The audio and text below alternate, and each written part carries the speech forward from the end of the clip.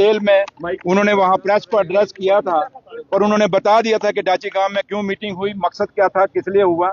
और सबसे बड़ा जो फैसला वहां से निकल के आया कि जम्मू कश्मीर को स्टेट का दर्जा बहाल किया जाए। हिंदुस्तान की सरकार ने जम्मू कश्मीर के लोगों के साथ वादा किया था उस समय कि हम जम्मू कश्मीर के लोगों को स्टेट का दर्जा बहाल करेंगे। तो वो आज 1.5 साल हो गया, पौने 2 साल होने लगे सरकार बने हुए।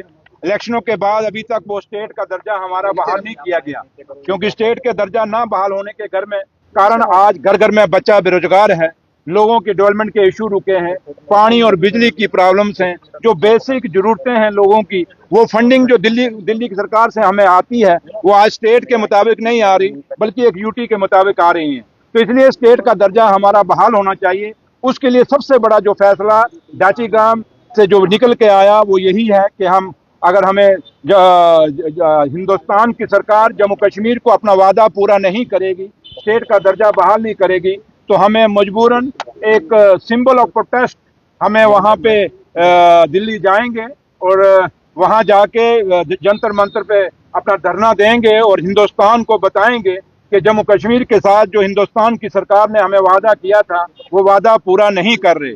इसलिए वो जो हमारा उसके बाद एक रोड मैप है जो हमारे पार्टी के प्रेसिडेंट कायदे सानी डॉक्टर फारूक अब्दुल्ला साहब ने बनाया है, और पहला हमारा जो उस रोड मैप का जो पहला हमारा हिस्सा है वो यही है कि हम दिल्ली जाके ऑल लेजिस्लेटर्स, और उसमें हम ये पार्टी ने यही फैसला किया कि हम सारी अपोजिशन पार्टियों को अपील करेंगे, इंक्लूडिंग जम्मू कश्मीर की जो बीजेपी है उसको भी हम अपील करेंगे कि जब हम वहां जंतर मंतर पे धरने पे बैठेंगे, ये भी आके, क्योंकि अगर ये सच्चे सही मायने में जम्मू कश्मीर के लोगों के रहनुमा हैं और हमदर्द हैं, तो ये आके उस धरने में बैठेंगे। अगर नहीं बैठेंगे तो समझ लीजिए कि हाथी के दांत खाने के कुछ और दिखाने के कुछ और। ये फैसला जंतर मंतर पे होगा कि जम्मू कश्मीर का कौन कौन सी पार्टी जो है जो जम्मू कश्मीर के बेरोजगार बच्चों का हक में है और जम्मू कश्मीर के बेरोजगार बच्चों को रोजगार देना चाहती है। साहब ने ये भी कहा है कि अगर सारी पार्टियां इकट्ठे हों और अपने हक की उम्मीद करें तो वो स्टेप डाउन करने के लिए भी तैयार है। देखिए, मैंने कहा आपको जहां तक ताल्लुक है कहाँ स्टेप डाउन करना है, ये क्या करना है, ये मीडिया में नहीं होती बातें। ये बातें उमर साहब अकेले फैसला नहीं कर सकते, ये पार्टी का फैसला होगा और कायदे सानी डॉक्टर फारूक अब्दुल्ला साहब जो पार्टी के प्रेसिडेंट हैं उनकी क़यादत में ही फैसला हो सकेगा। आज उमर अब्दुल्ला साहब इस ऐसे जहां अगर आप कह रहे हैं, मुझे तो ये बयान कहीं दिखा नहीं, लेकिन आप कह रहे हैं तो उमर साहब का फैसला पार्टी ने डिसाइड करना है, क्योंकि वो चीफ मिनिस्टर है। लेकिन पार्टी प्रेसिडेंट ने फैसला करना है कि पार्टी उमर साहब ने हुकूमत में रहना है या नहीं रहना। तो इसलिए सबसे बड़ा फैसला जो है वो कायदे सानी डॉक्टर फारूक अब्दुल्ला साहब के पास है, क्योंकि वो पार्टी प्रेसिडेंट ये पार्टी प्रेसिडेंट और उनको पता होगा। और सबसे बड़ी बात ये प्रोवोकेटिव ऑनरेबल चीफ मिनिस्टर साहब का है, ये वो फैसला करेंगे। बाकी कोई है सवाल तो बोलिए। अगर राहुल साहब कहते हैं कि एक दिन की मीटिंग से कुछ नहीं होने वाला, लोगों को गुमराह करते हैं, अगर वाकई में इन्हें प्रोटेस्ट करना है, एक रोड मैप तैयार कीजिए, सबसे पहले मैं जो है इस्तीफा पेश करूँ। जो मैंने आपको दाची गांव का हवाला दे दिया है, मेरा वही बात है, और पार्टी का ऑफिशियल स्पोक्समैन ने भी उस पर अपना बयान दे दिया। तो मुझे लगता है मुझे ज्यादा इस पे कहने की अब जरूरत नहीं कह रही है कि ये डाइवर्ट करने की कोशिश है, जो आप दिल्ली जा रहे हैं आपको याद आ रहा है क्योंकि 1.5 साल से आपने कुछ नहीं किया। अब आपका एक मकसद है कि बीच में से कुछ ना कुछ मैं बटोरूं, वो मिलने वाला मुझसे है नहीं, तो इसलिए जितना मैंने कह दिया उतना ही काफी है। तो लिहाजा अगर किसी और का कोई सवाल है तो वो इतिहास अभी आप सीनियर जर्नलिस्ट हैं सरदार जी, कब कौन सी सरकार, जब बीजेपी की सरकार थी आपको याद होगा, उसमें बीजेपी के एमएलए नाराज नहीं होते थे क्या? कौन सी सरकार हुई जम्मू कश्मीर में या हिंदुस्तान में जब भी सारे एमपी मिनिस्टर नहीं बनते, लेकिन जो नहीं बनते वो अपनी नाराजगी पेश करते हैं। कि ऐसे ही है कि हर असेंबली के अंदर अलग अलग जब भी जिस मर्जी पार्टी की सरकार बने, चाहे वो बीजेपी की बने, कांग्रेस की बने, पीडीपी की बने, आज हमारी है, तो इसलिए वो नाराजगियां चलती हैं और परिवार में होती हैं, तो वो नाराजगियां चलती हैं। अब आपके घर में भाई अगर आपसे लड़ेगा तो क्या घर को छोड़ के भाग जाओगे क्या?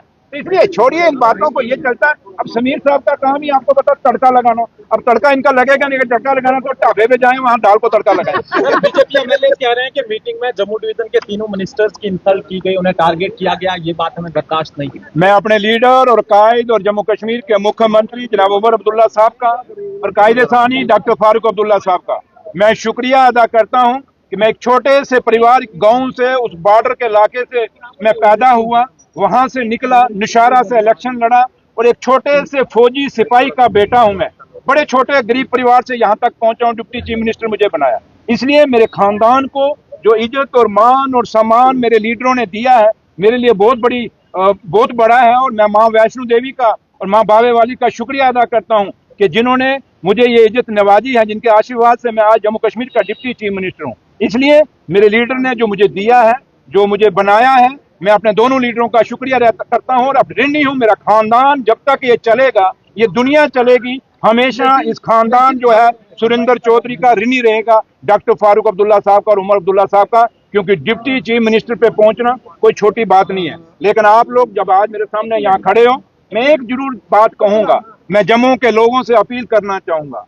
आज जम्मू के लोगों को फैसला करना होगा, क्या आपको अपने बच्चों को रोजगार चाहिए?